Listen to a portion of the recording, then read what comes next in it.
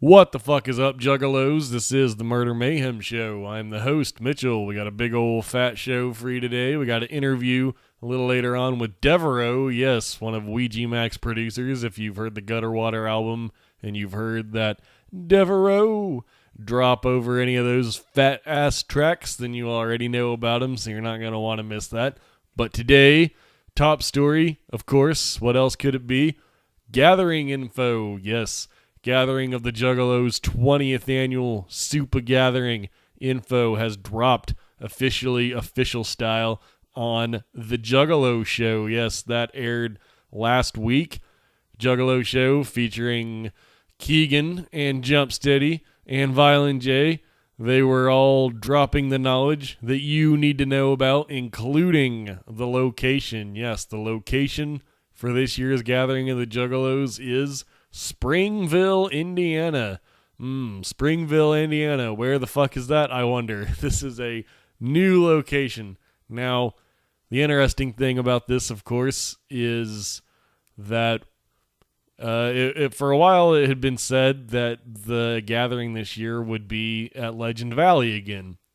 And I believe that was dropped maybe even at the gathering. If I recall correctly, last year's gathering, it was said, I believe, by ICP themselves, unless my memory fails me, but someone certainly said it at some point in time, officially, that the gathering would be back at Legend Valley. Now, apparently that didn't end up happening. Don't know why exactly for a fact, but I can guess. And if you want my guess, it's that it had something to do with the fireworks. Now, if you were at the gathering in 2018, then you know that the damn fireworks were out of control. Everywhere you went, people were blowing shit up. People were launching those things just straight from the ground in the middle of crowded areas. People were throwing those things in fucking trash cans and lighting them up. I saw that happen. That's not safe.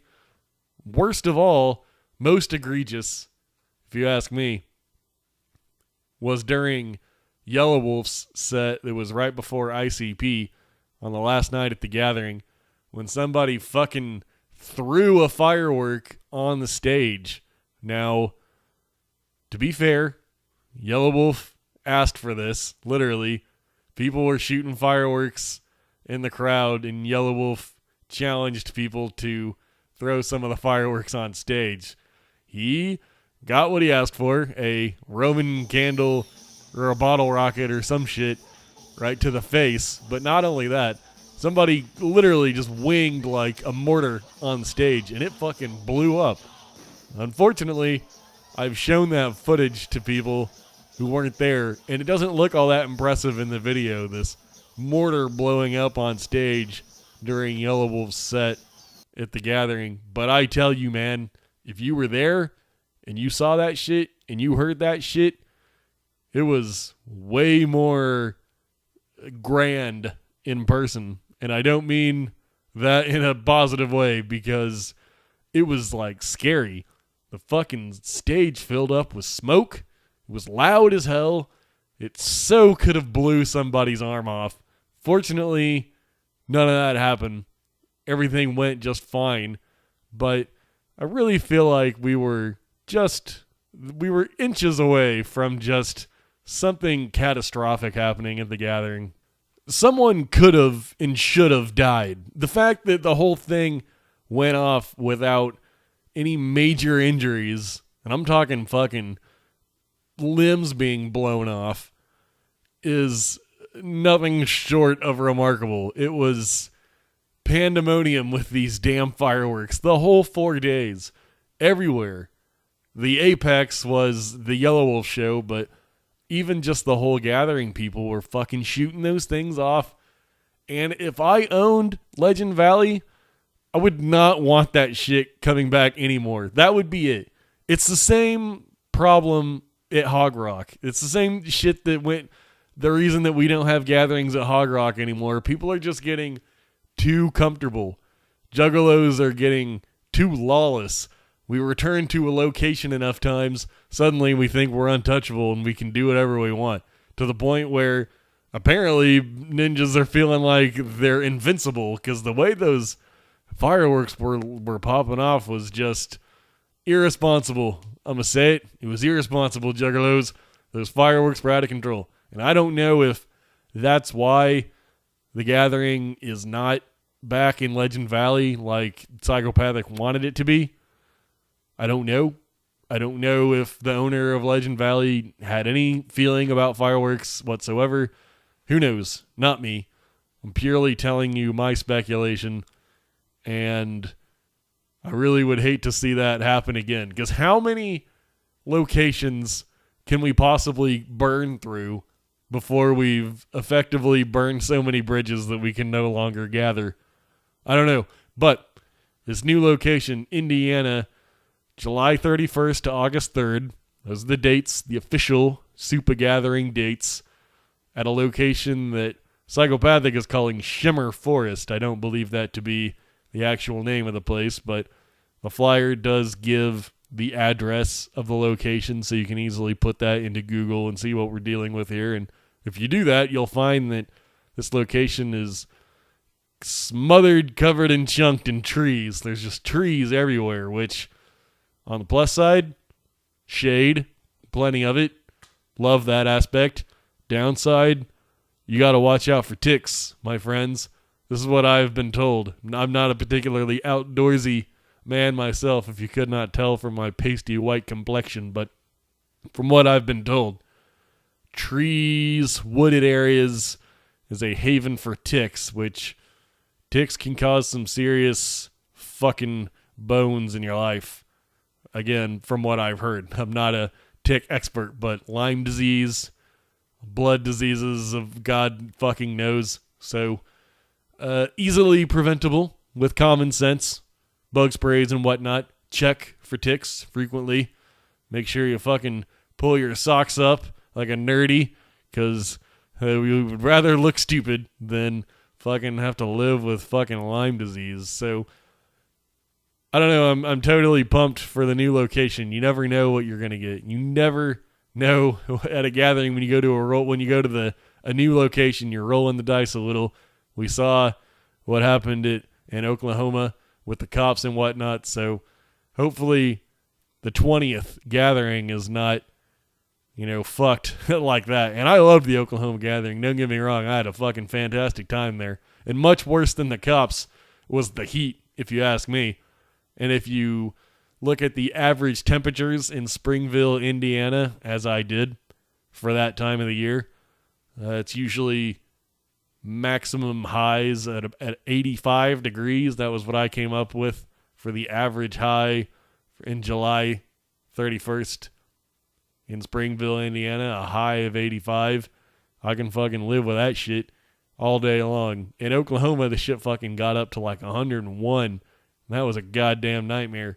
85, please. That's nothing. That's a cakewalk for Juggalos. For gathering Juggalos, we have done much, much worse than that. So, I'm excited for the new location.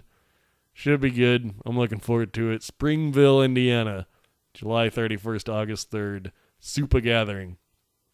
Now, next piece of information that was revealed on the Juggalo show. I believe this was actually the first piece of information that was revealed on the Juggalo show, but going down my list here, the next most important to me piece of news that was dropped on the Juggalo show that day, details on Flip the Rat.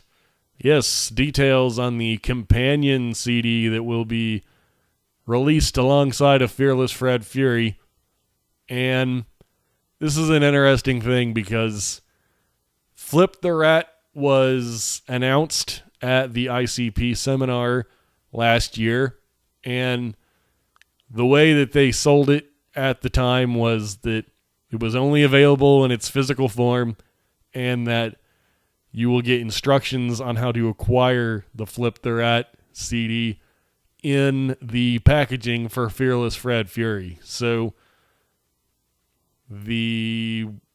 after that, there was some pieces of news trickling out of record stores offering an indie store exclusive version of Fearless Fred Fury, which turned out to be Fred Fury packaged with Flip the Rat. So then it kind of became a thing of like, okay, I guess this is how we get Flip the Rat. Go to an indie store. So what they said on the Juggalo show was that Fearless Fred Fury would contain a code. That was what they said, that it would contain a code that you could go online and put in, and it would allow you to order the Flip the Rat CD. So that's the way it's going to be done, apparently. For a while there, it was said that you have to mail in a proof of purchase. I don't know. I'm happy with the indie store system. I even asked my local indie store what version they were going to be getting, and they looked their shit up on their computer, and it said indie store exclusive. They didn't know what it meant, but I knew what it meant. It meant that it's got that flip in it. So that's the way I'm going to be getting my Flip the Rat. I'm not going to be fucking with these codes and shit. I'm going to fucking go into that record store and buy fucking 8 copies of this shit. Probably not. I can't afford that.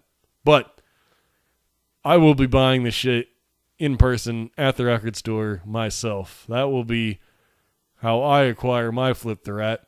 And if you ask me, this whole Flip the Rat release has just been bungled from the beginning. It is my belief that at the time that they made this declaration at the gathering of, well, the instructions will be in the Fred Fury booklet on how to get Flip the Rat, I don't think they had any ideas in mind. I think they were just saying shit with the idea of coming up with a solution later.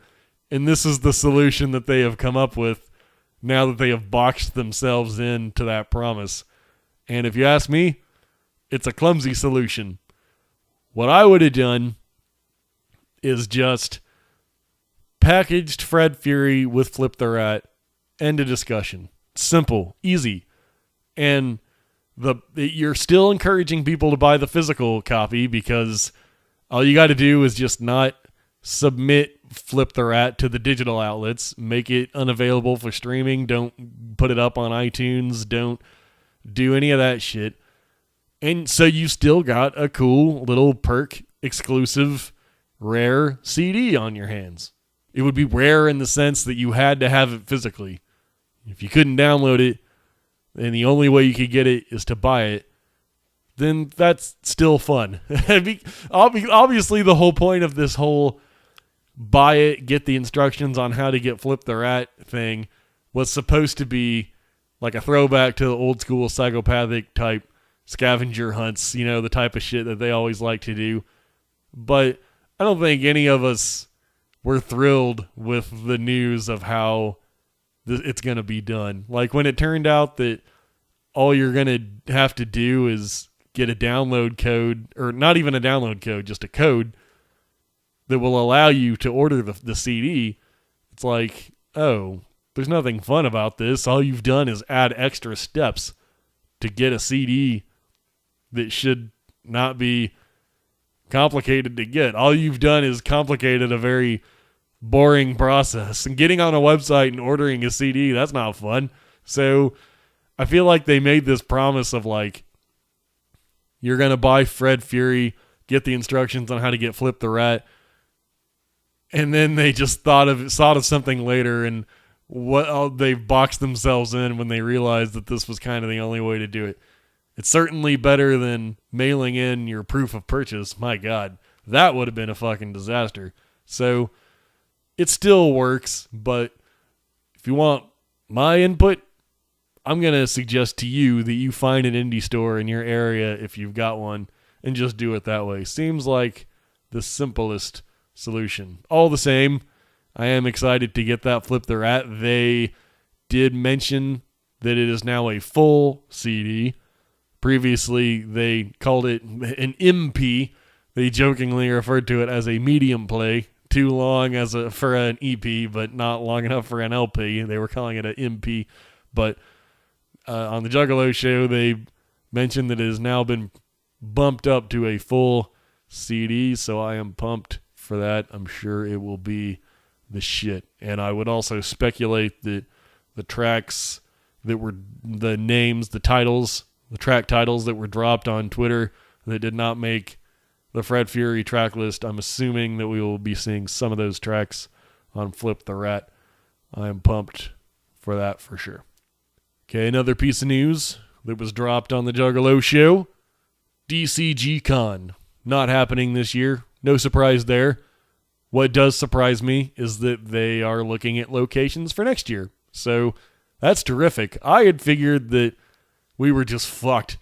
I figured that the convention hall circuit, just as we were getting over the stigma of the gatherings, you know, the old-timey gatherings, before they started having them outside, you know, enough time has passed, and we've built up apparently enough goodwill to start having Juggalo events in convention halls again, and then the fucking fights broke out at DCG Con, got shut down. I figured that was fucking it.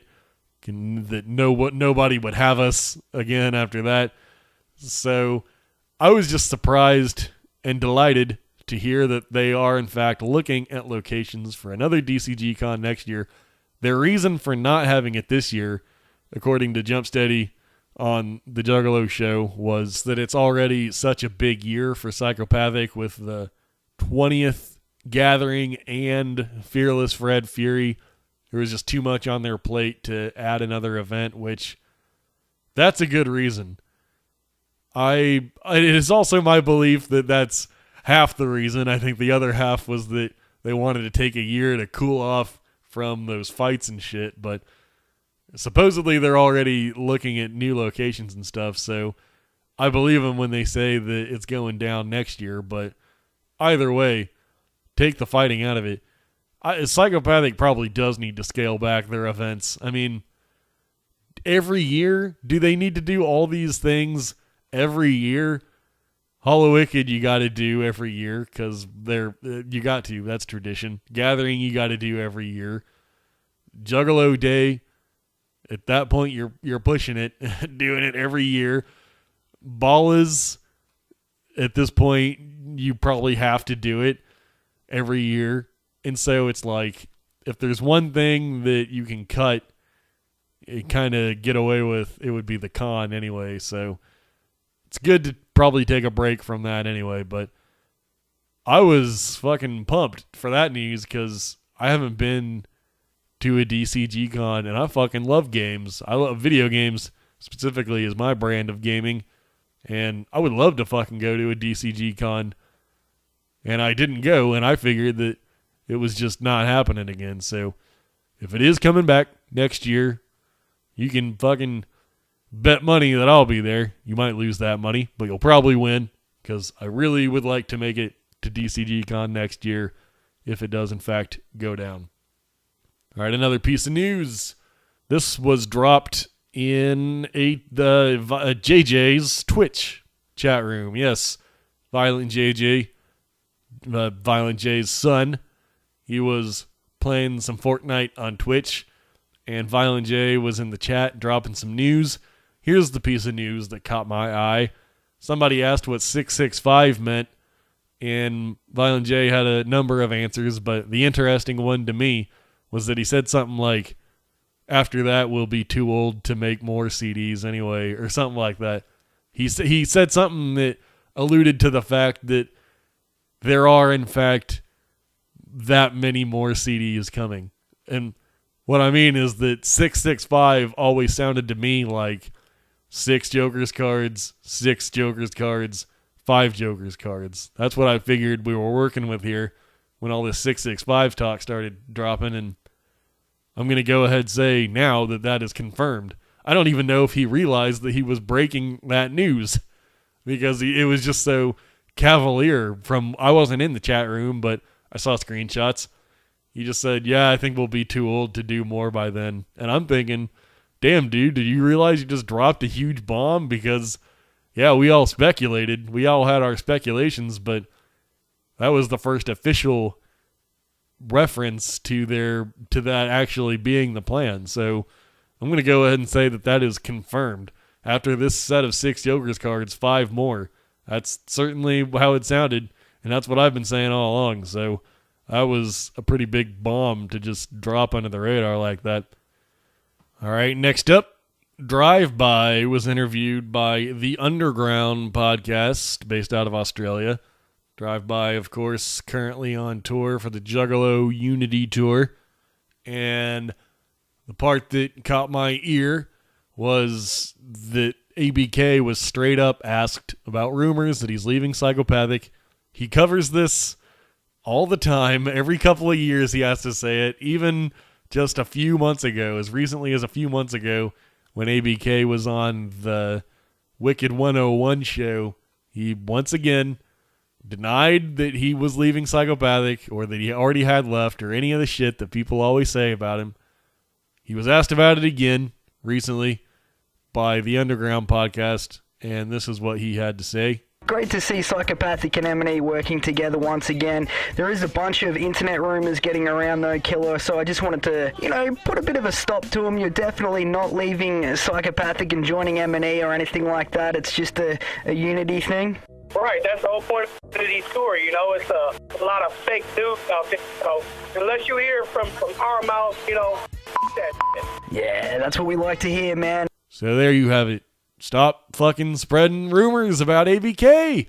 I'm the only person I know that is constantly saying ABK is on the label. I have this disagreement with people all the time. People always tell me that ABK is gone. ABK left Psychopathic. ABK strictly native world.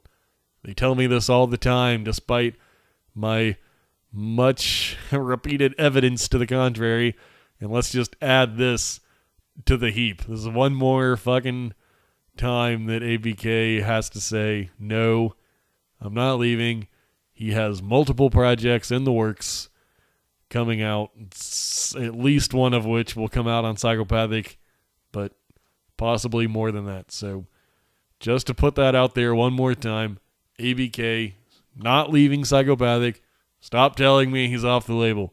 All right, we got a guest here on the Murder Mayhem Show this week. Yes, ultra super duper celebrity, if you ask me. Devereaux, Ouija Macc's producer, one of Ouija Macc's producers. He has several, but if you look at the Gutter Water track list, you'll find fucking Devereaux's name slapped all over this shit. Also produced a couple ICP tracks. We'll get into that shit in the interview. So peep this interview with Devereaux here on the Murder Mayhem Show exclusive. All right, what up, y'all? This is Mitchell from the Murder Mayhem Show. I'm joined here with a super duper exciting exclusive interview with the man, the up-and-coming star in many ways, or you might even say have already made it star, because as far as I'm concerned, you are a bona fide hitmaker at this point. You might know him as Ouija Macc's producer, one of Ouija Macc's producers. We can get into that. Producer for all kinds of other underground rappers, including the Insane Clown Posse themselves. He's been known to drop a track or two with them. Give it up for the man, Devereaux. What up, what up? Murder, what's going on, man? Yes, Devereaux, big fan. And you were actually nice enough to reach out to me. I thought that was very classy. Absolutely, dude. I've been a big fan of yours for a while now. You know what I'm saying? Like I've been up on all your reviews for Gutter Water, and I think even before that I was following you, just listening to the podcast, because you know what I'm saying? I got a little day job or whatever, and I just need some podcasts or something to just fill my time up while I'm, you know what I'm saying, working. So I found your show a while back, and I just been hooked ever since, Yeah, I was really pumped whenever you tweeted out that you were going to be watching my shit. I was like, oh, damn, yeah. This is a legit man here. So as cool as it is for me and you to be talking, like it's like almost the flip side, you know what I'm saying? Because it's cool to be talking to you. You got so much information and so much cool shit you bring that I don't even know about, you know what I'm saying? And it's so cool to be here. Right. Yes, thank you. And yeah, I mean, I'm a big fan of I know you primarily through your work with Ouija Macc, of course. I think that's probably where a lot of juggalos are at on that, but absolutely, I've peeped out your SoundCloud, and I've seen you work with a whole host of other artists and whatnot. So, how did you hook up with Ouija Macc? How did you meet him? So really the reason how I hooked up with Ouija Macc was Shaggy the Airhead linked us up together. He was doing the Lazy and Crazy thing, as you know, and he was doing. I think he had started work on the Dead York project, the Swagtooth record, that last Swagtooth record. Right. So he was submitting beats to them, and he had hit me up too to submit work for it. He told me, "Yo, check this out. They're super dope. They're gonna come out with an album or whatever. So send them beats." I checked their shit out, and it was super dope. So I was like immediately like, "Fuck yeah, man!" Like Ouija and Choir Boy were doing hella dope shit back then. So I sent them a couple beats, and they ended up on Dead York, the album. You can hear that on iTunes and all that shit too. But that's really how I linked up with them, is basically through Shaggy. Gotcha. Cool. So then you just submitted some beats to Ouija, and then from there, him and Psychopathic picked out what they wanted to use and took it from there, I guess. Pretty much. If the timeline serves me right, the Dead York project came out, and then after that came out, me and Ouija still kept in contact. So we were still sending stuff back and forth to each other. And I think Trash Fire dropped, I think, before he got signed, I want to say, because it was out on SoundCloud a little bit before all that stuff happened. Like maybe like a couple weeks or maybe a month or something. It was a really short amount of time. When they had announced that he had signed, I was Googling him, of course, and Trash Fire was, I believe, one of the things that had already come out. So, so you're based out of Florida, right? Is that correct? Yes, sir. Okay. Florida. So do you often get a chance to work in the studio with Ouija, or do you mostly just send them beats and they mix it on there? So when they came down for the Fuck the Fuck Off tour, we tried to set up something in Florida, but like the schedule was so wild on my end, and so it was hard to sit down in the actual studio. But no, everything has been made just truly internet, just back and forth, sending emails to each other. Gutter Water, the whole record was made like that. You know what I'm saying? Just going back and forth and sending boatloads of beats and all that stuff. So to answer your question, no, we haven't actually sat down, but I want to. Gotcha. And the beats, what have you done for ICP? Let me try to run it through in my mind. Sure. I know you did. There was the track that came out at the Gathering. I Can't. That was an ICP track. And then I know at Big Ballers they put out the Mr. Clean Penis or whatever that weird shit was. What else have you done with ICP? There might maybe some others, right? Or are there? As far as I know, that's it. Those two songs, the I Can't join off of the Willoughby Rags Gathering CD, and the Mr. Clean join off of the Ballers tape. Yep. Gotcha. That's so those what were those beats made for them, or maybe made for Ouija, or did they just hear them and take them? How did you know that you were going to be producing some ICP tracks? So the I Can't beat, actually, to answer your question, both of those beats I made with them in mind, right? So the I Can't beat, I wanted to make something that sounded like if it was off of Hell's Pit, because I was a huge fan of theirs before the fact. So once the moment came, I felt like, man, I want to make something. I want to make something that I would want to hear. You know what I'm saying? So when I made the I Can't beat, I was like, man, I have to throw down some really dark instrumentals, and I wanted to add that. It's like if you hear the beat, it's hard to explain, but it's almost like a tom. You can hear it in the Walking in the Darkness song. It's like a really like almost 3/6 like little pattern, like percussion pattern, and I wanted to make sure I added that because I hadn't heard them do that in so long. You know, so the second I made that beat, I was like, yeah, I got to send it to them, and that's how that song came about. Nice. Yeah, that's probably the best track on that, Willoughby Rags. So yeah, I've heard. And the Mr. Clean joint, I just caught a vibe one day. I was just sitting at home on a weekend or something on one of my days off, and I just went to work and I made them maybe like 4 or 5 beats and I sent them all out to them. That I didn't really have anything in mind. I knew I was going to send it to them, but I was just kind of catching a vibe and seeing what was going to come out of the beat maker, you know what I'm saying? So that's basically it on that one. Yep. So you say you were like a big fan of Hell's Pit when that came out. When did you first start getting into ICP and Juggalo culture? Sure. So let me think.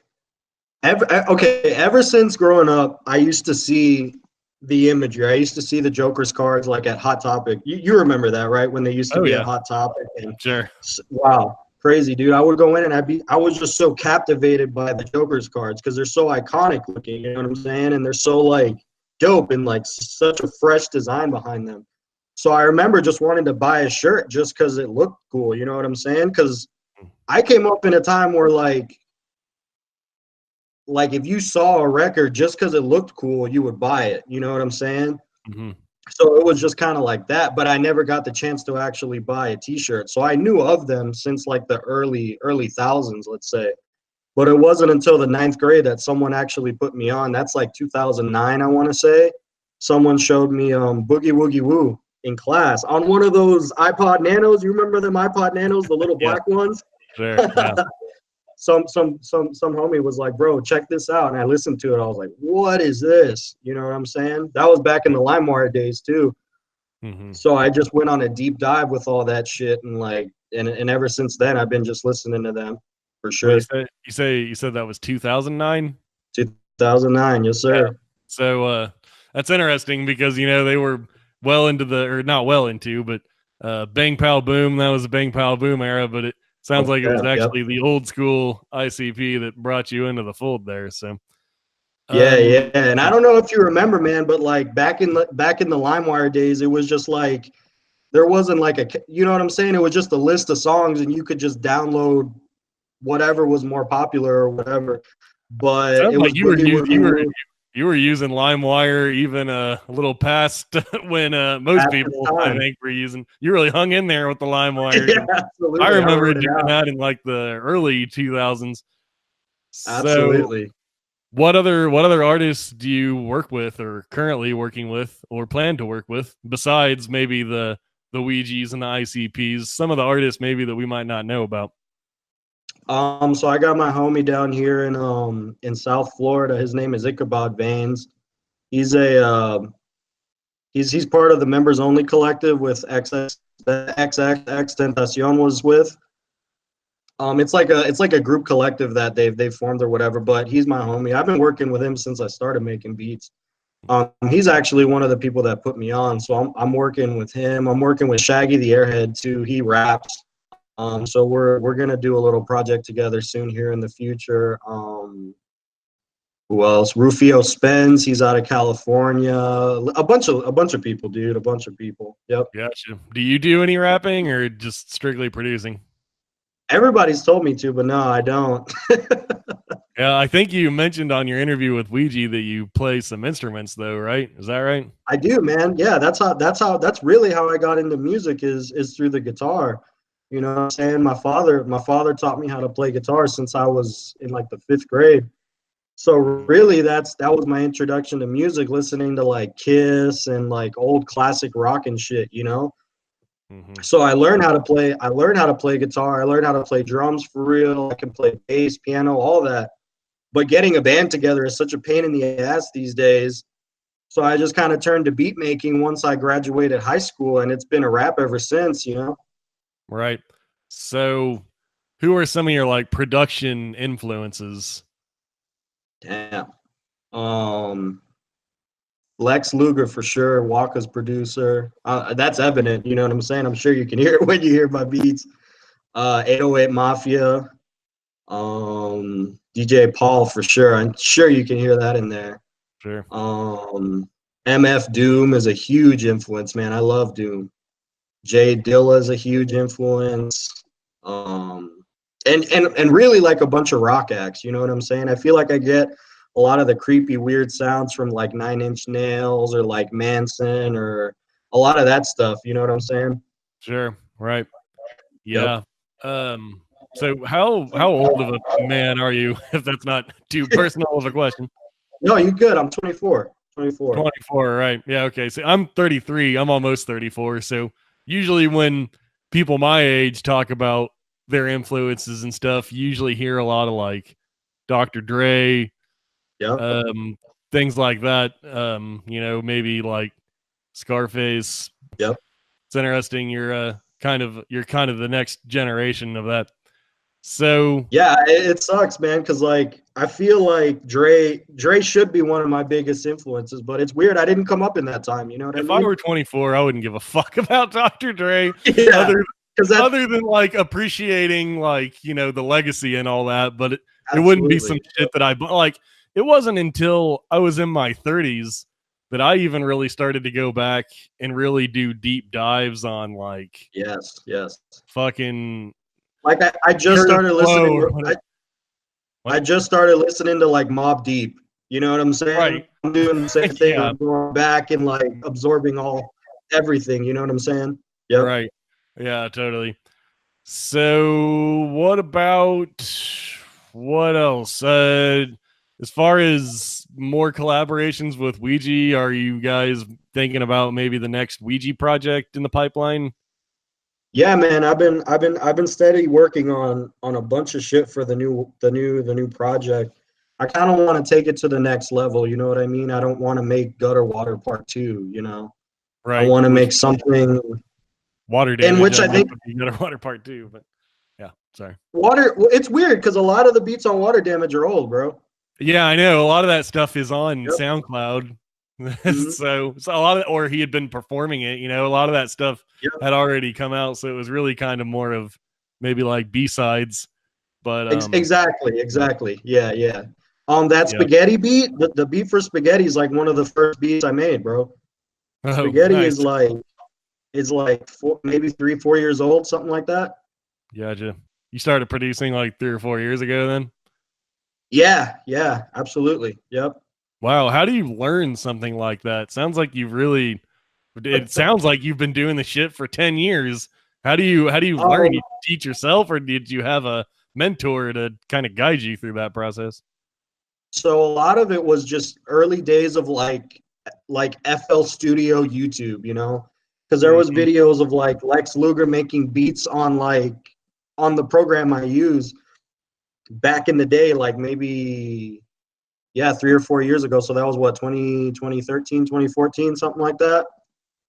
And there was just videos of him making beats online and shit. So I just kind of took cues from that, got the program, and just kind of watching YouTube videos like at a very early stage, because now you go on YouTube for like beat tutorials and lessons and stuff like that, and it's all available. You know what I mean? Back then it was just kind of like getting the program, and that's kind of as much as information as you got, and then kind of piecing it together and watching videos from a certain angle to see what the producer was doing, like whack shit like that. You know what I'm saying?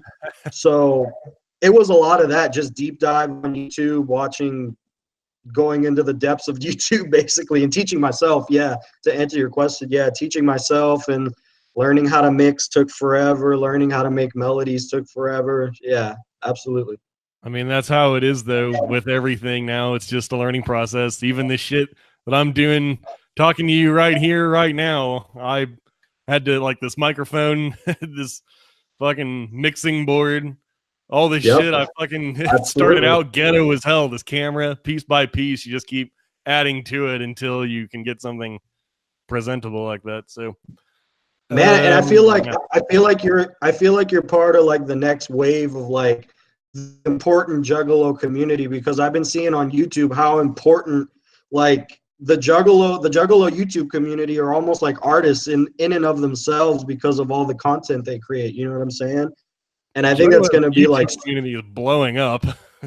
Absolutely.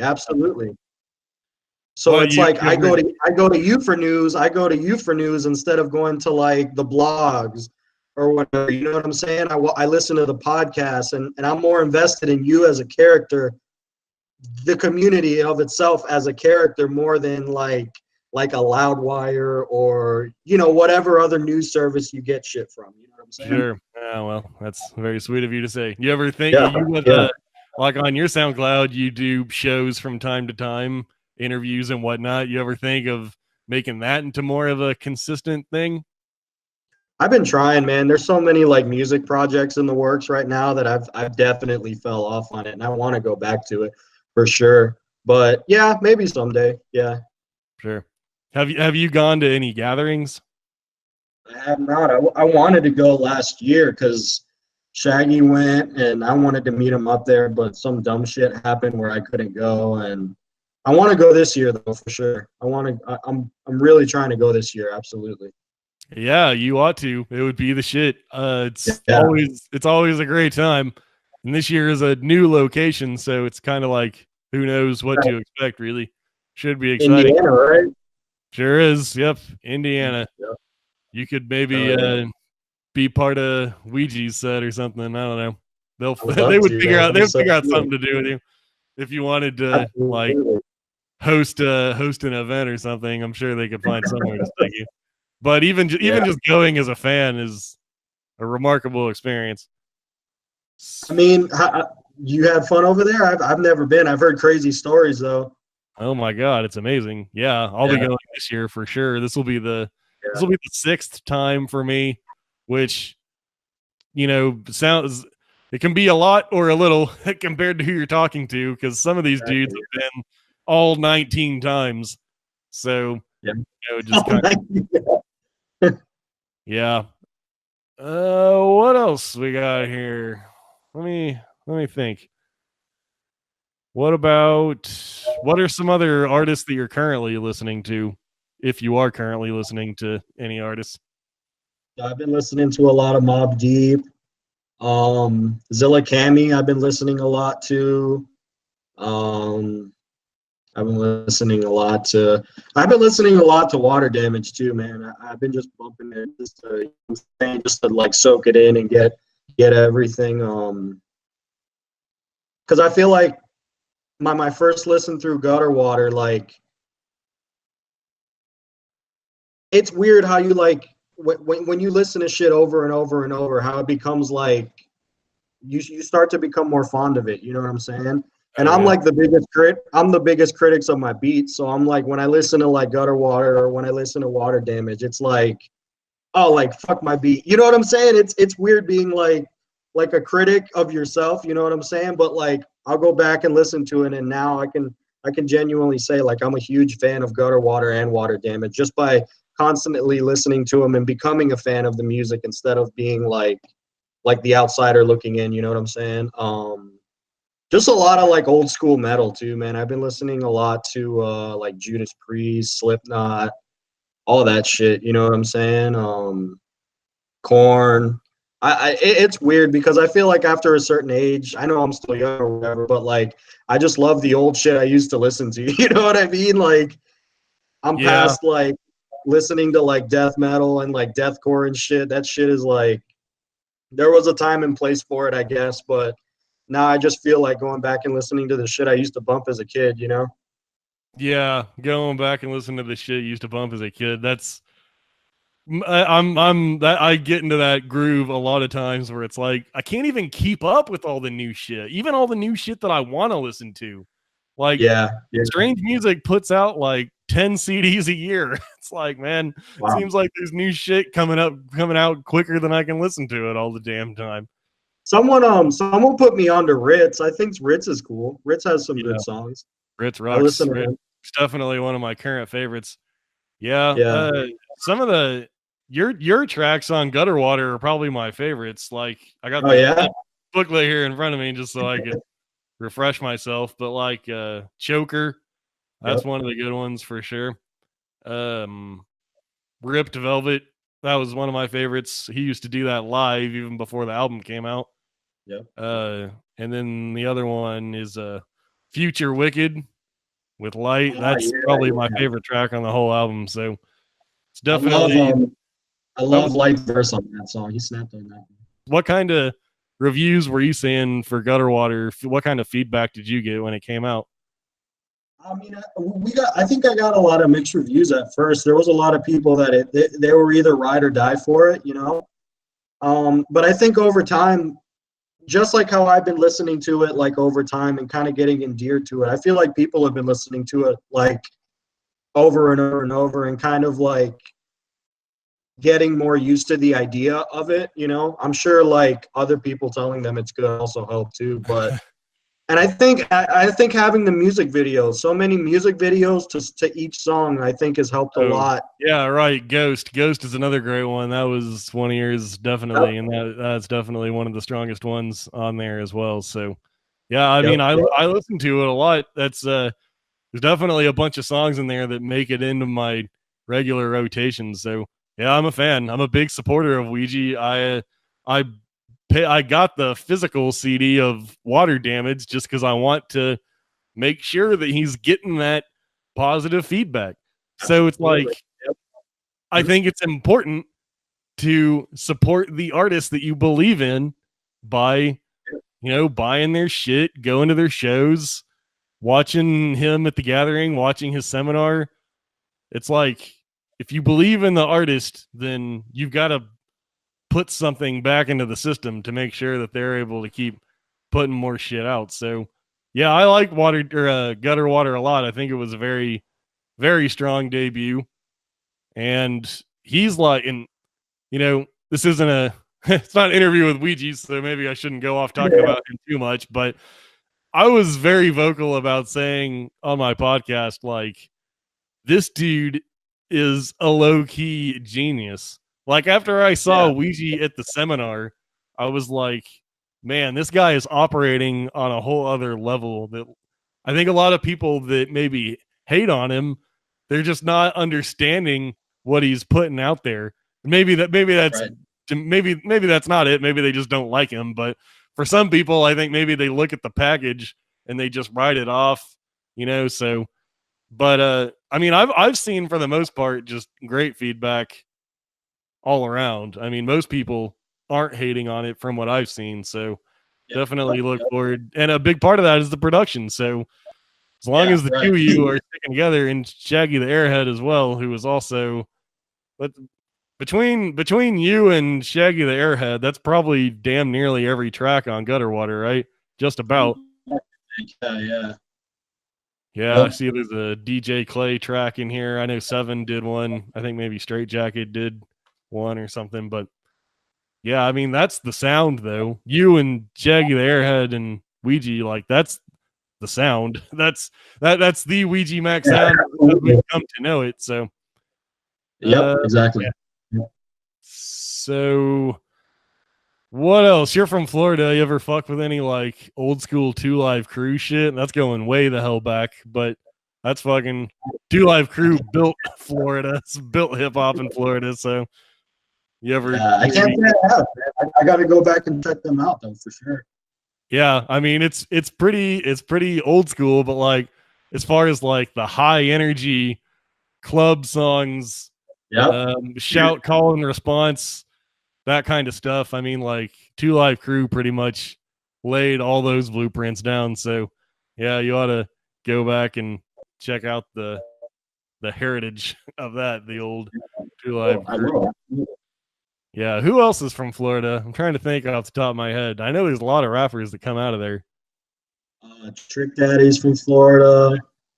Rick Ross. Mm-hmm. Pitbull. How do you feel about Pitbull? Is he the pride of Florida? No.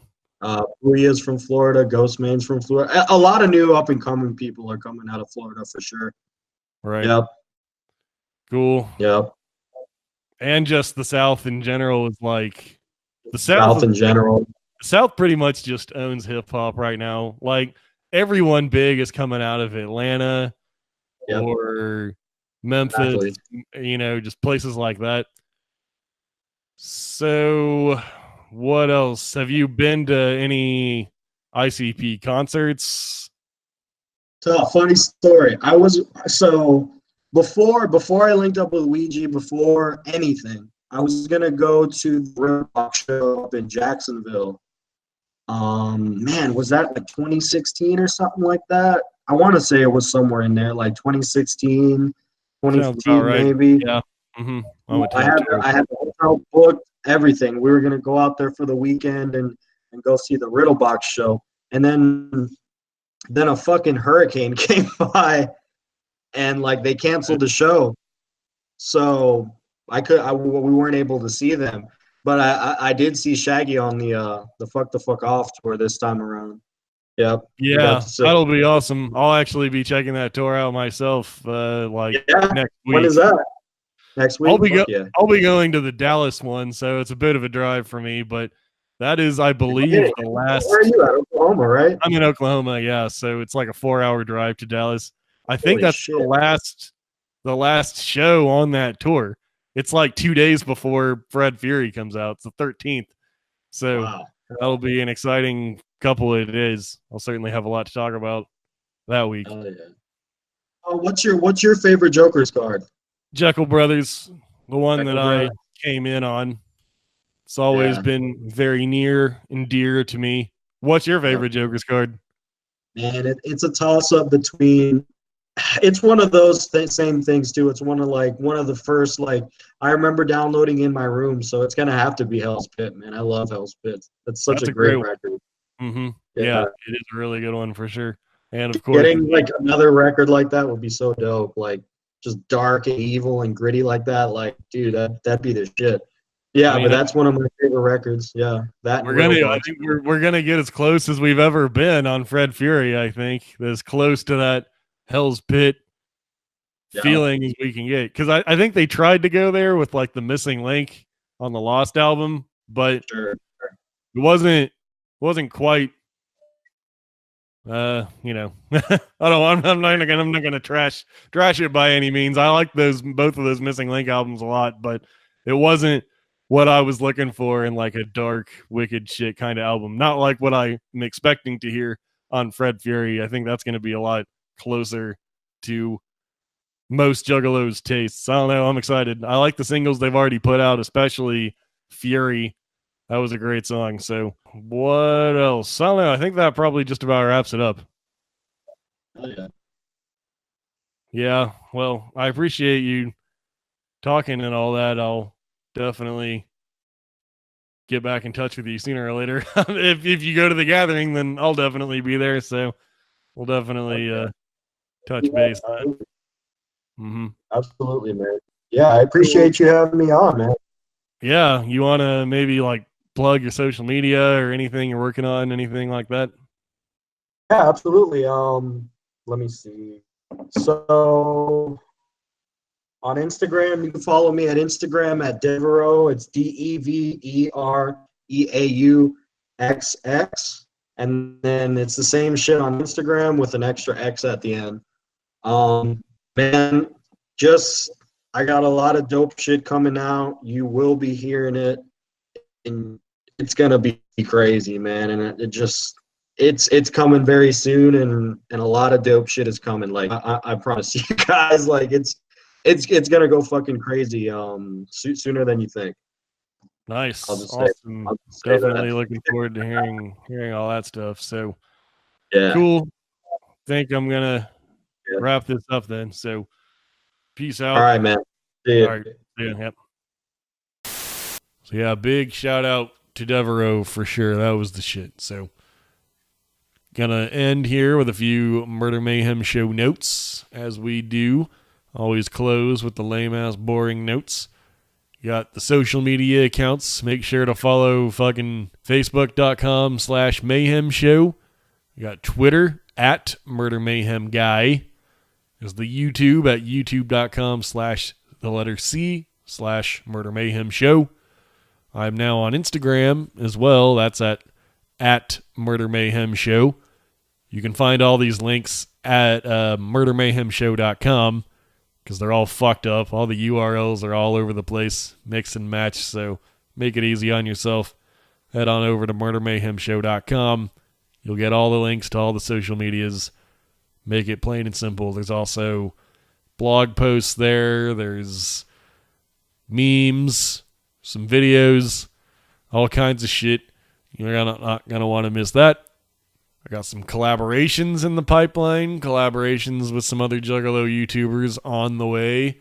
That is a fact. That is confirmed. That is already in the can, just waiting to be released. So look forward to that for sure. Until next time.